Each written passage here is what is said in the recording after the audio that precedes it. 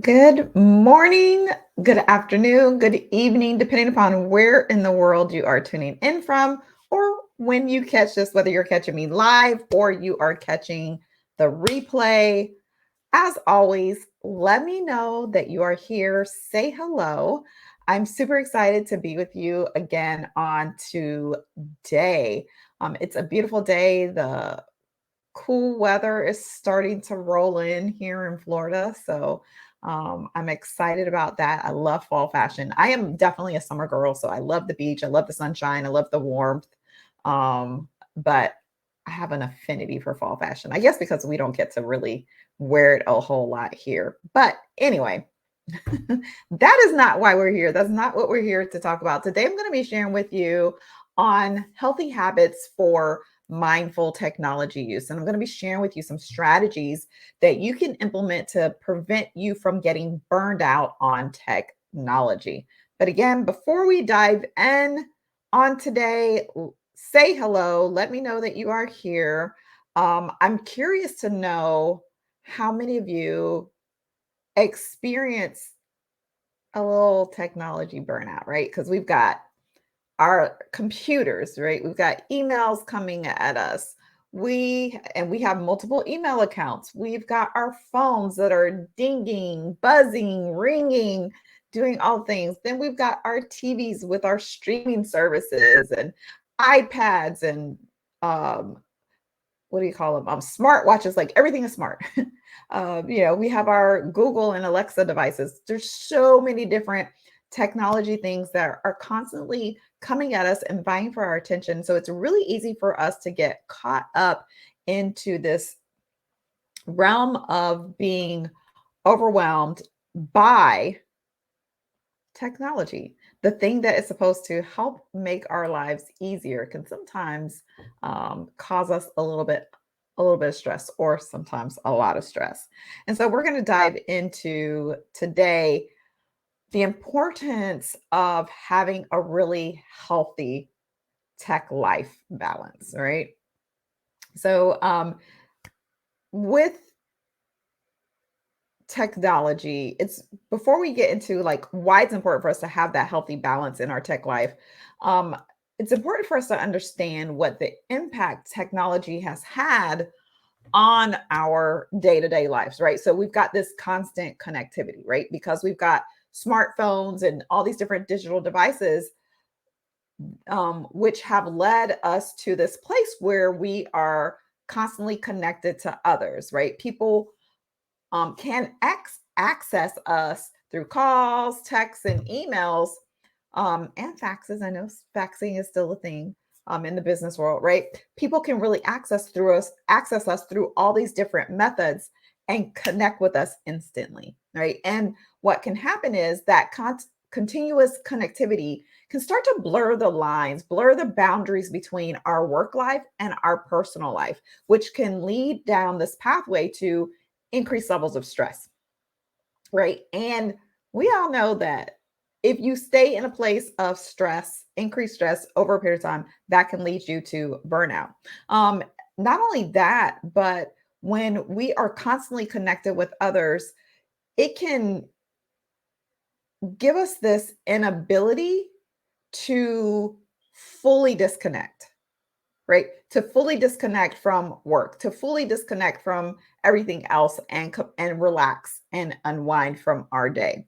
So with that constant ping of all the different notifications, it can start to create this sense of urgency, which makes it challenging for us to focus on the things that we need to focus on, as well as maintain that healthy work-life balance, right?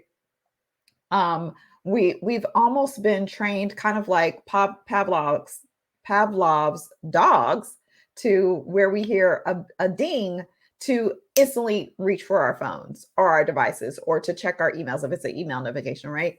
But it's important for us to really put some boundaries around that, so that, and we'll dive into that a little later, but put some boundaries around it so that we don't feel this need to be so connected all the time, right? Also, there's an impact that the excessive screen time has on us, whether it's for work or for leisure. there's a lot of health concerns that come along with excessive screen time, like eye strain, poor posture. Right? If you think about it, right? We have our phones in our hands. We're looking down, right, and we're putting a strain on our neck. So we want to make sure that we're doing things in a way that is healthy.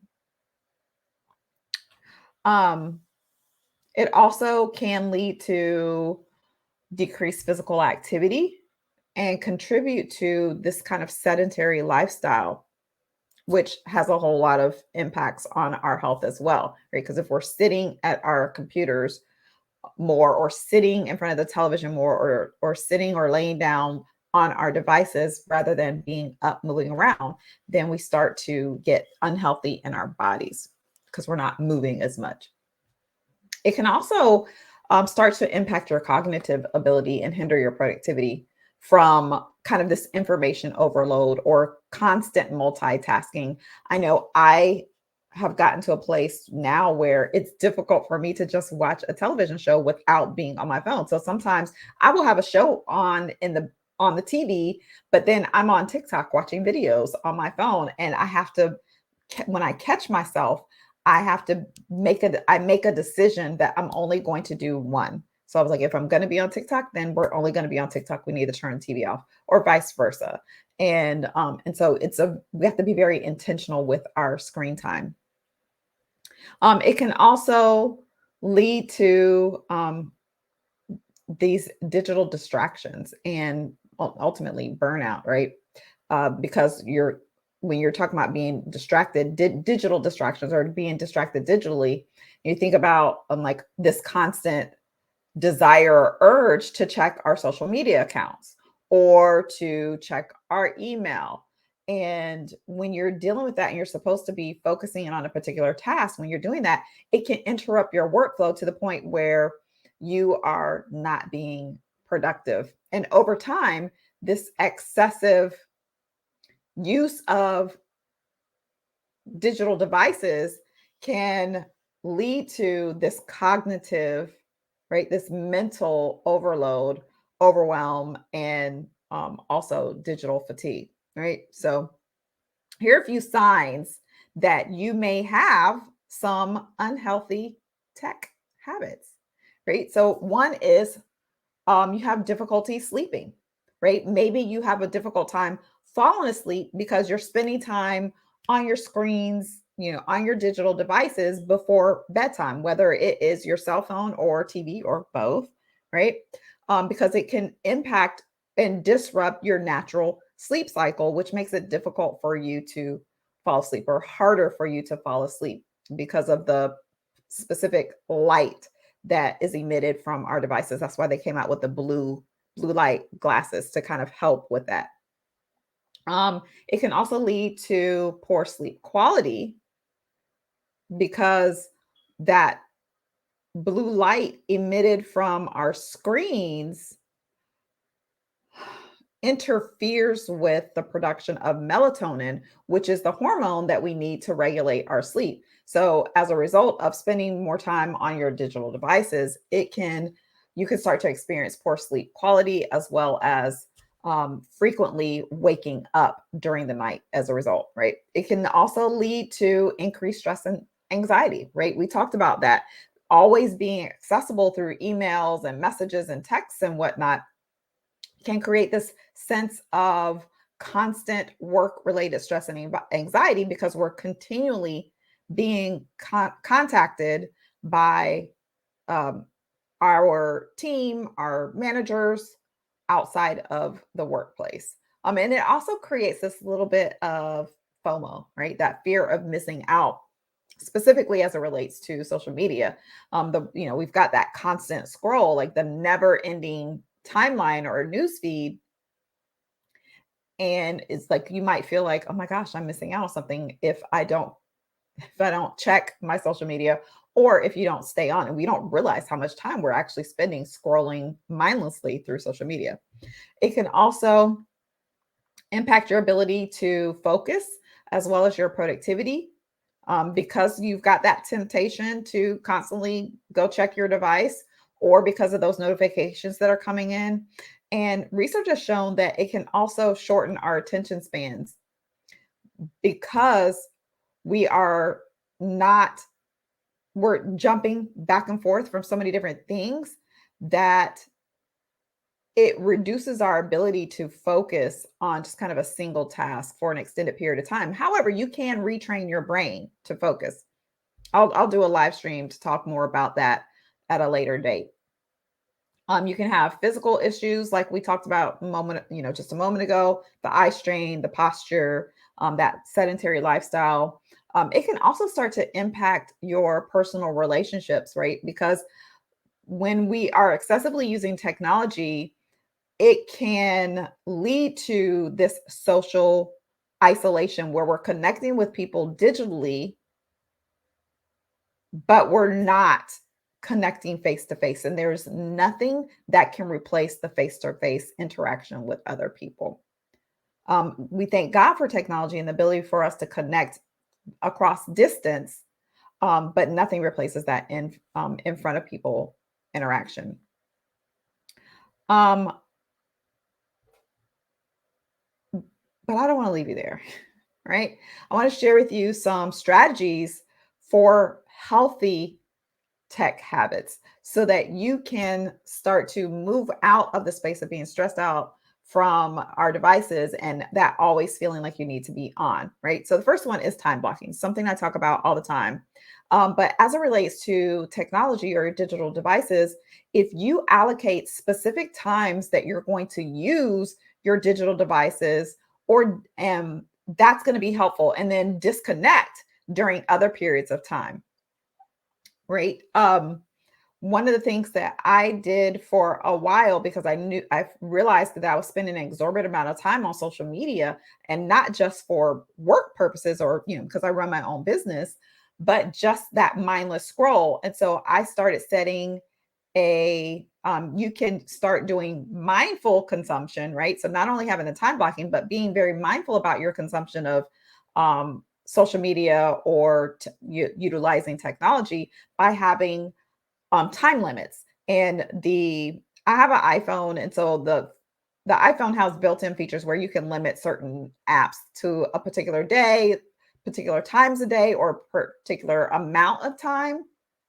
And so that's one of the things that I did. I put parameters on how much time I wanted to spend on social media apps. And so literally it would lock me out of those apps once I hit my time limit. Now, of course, there's always workarounds, but it helped me to be more cognizant of how much time that I was spending, right? So I really encourage you to be really intentional in your use of social media or your devices rather than just kind of mindlessly using them. Also, I encourage you to do a digital detox. So periodically take some time to unplug from your screens and just recharge. Summer before last, I took a week and went on my very first solo international trip, and I went to an island in Belize, and I was very intentional to disconnect. I didn't take my laptop.